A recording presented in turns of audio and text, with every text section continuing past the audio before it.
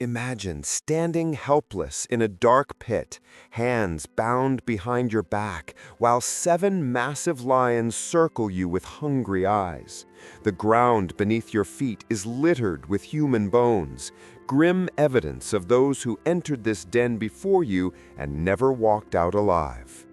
This isn't a scene from a horror film. It's a painting that shook Victorian England to its core when it first appeared in 1872. And its story is even more incredible than you might think. When this masterpiece was unveiled at the Royal Academy of Arts in London, it sparked an immediate sensation. Prints flew off the shelves across England, decorating homes from humble cottages to grand estates. But what made this particular painting so captivating? Why did thousands of people feel compelled to own a copy? The answer lies in the extraordinary realism and raw emotional power captured by the artist, a man who went to shocking extremes to perfect his craft. The creator of this unforgettable work was Briton Rivière, a Victorian painter with an unusual obsession. While his contemporaries painted aristocratic portraits and picturesque countryside scenes, Riviere dedicated himself entirely to understanding animals. His commitment went far beyond casual observation. He spent endless hours at Victorian zoos, notebook in hand, studying every movement, every muscle twitch, every subtle expression of the great cats. He sketched relentlessly, capturing the anatomy and behavior of lions with scientific precision. But Riviere didn't stop there.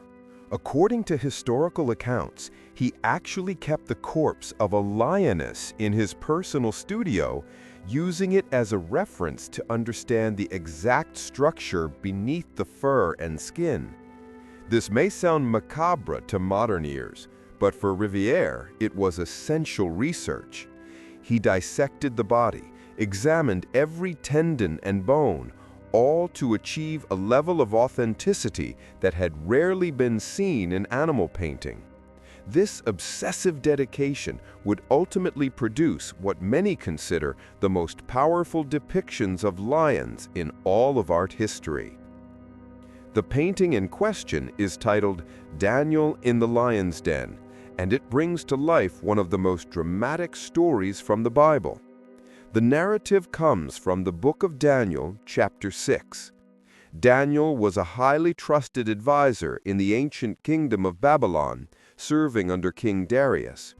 His integrity and wisdom made him invaluable to the king, but these same qualities sparked intense jealousy among his fellow counselors. These rivals hatched a cunning plot to eliminate Daniel. They manipulated King Darius into signing a royal decree that forbade anyone from praying to any god or person other than the king himself for 30 days. The penalty for disobedience? Being thrown into a den of hungry lions. The conspirators knew Daniel's character well.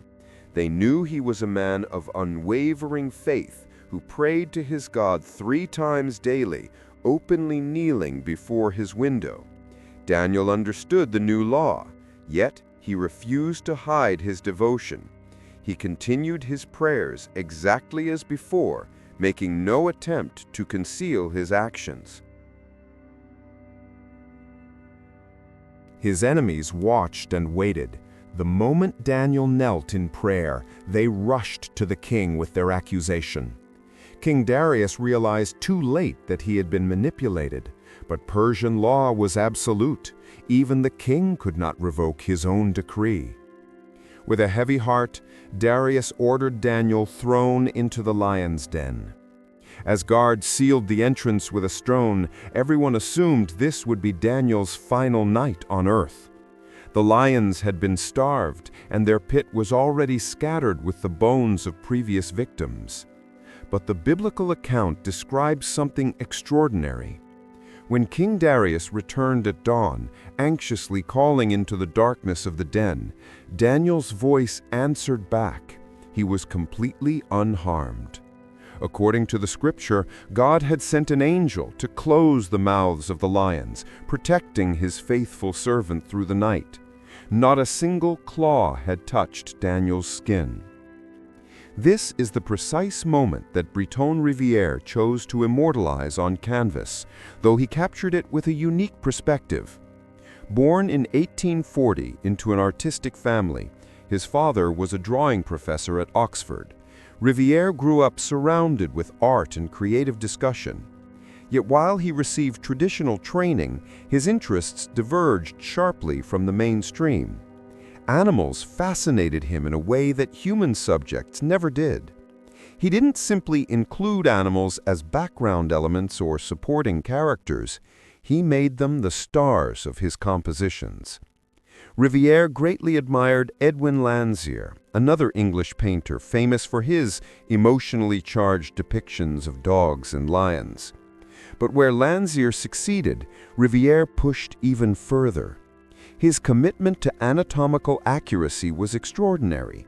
He studied living animals in zoos, dead specimens in dissection rooms, and everything in between.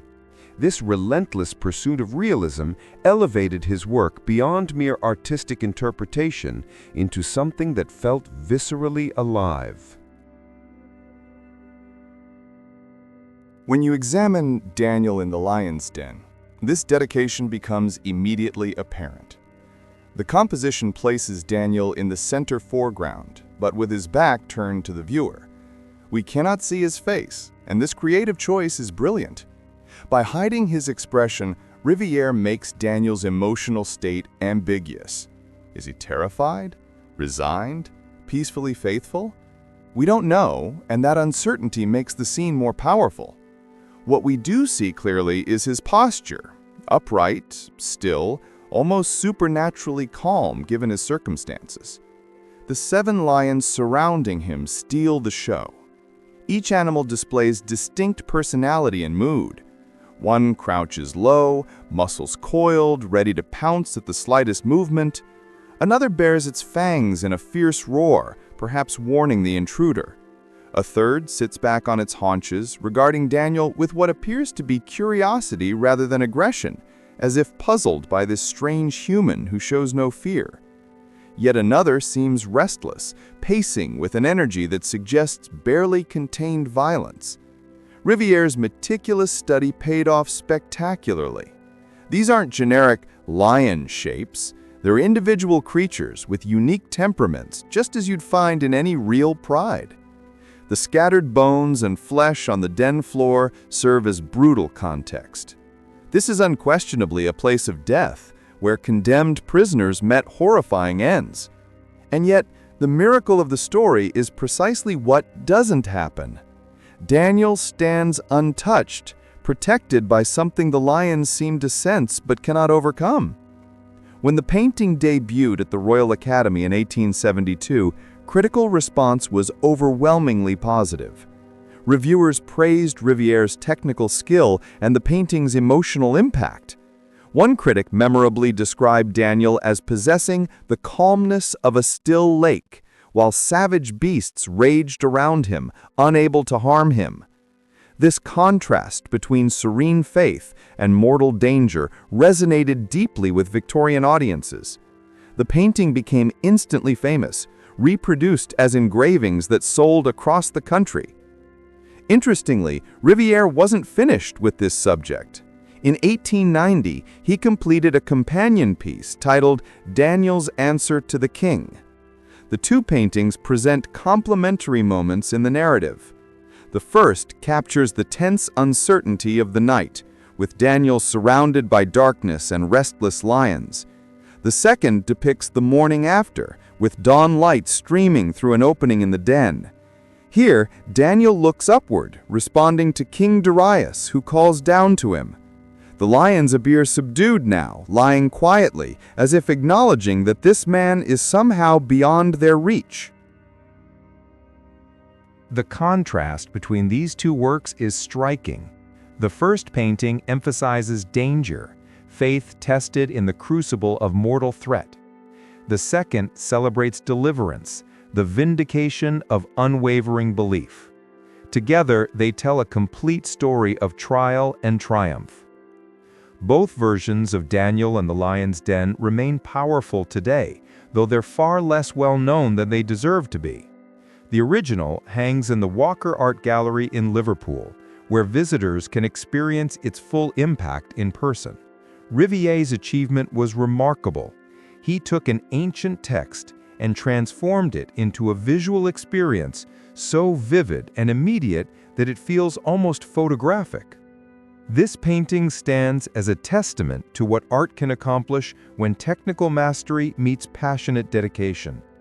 Briton Rivière didn't just illustrate a biblical story, he transported viewers directly into that pit, letting them feel the tension, witness the miracle, and contemplate the power of unshakable faith. That's why this masterpiece captivated Victorian England and why it still deserves our attention today.